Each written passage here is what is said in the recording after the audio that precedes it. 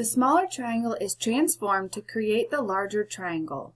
Which of these is the scale factor of the dilation centered at the point 0, 0? So to figure out the scale factor, we have a formula that says the scale factor, which we let be the letter K, equals the image over the pre-image.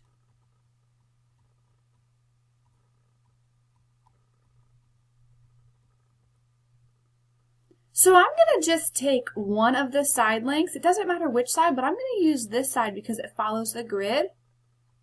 And I'm going to count the distance of that length on the image and the pre-image.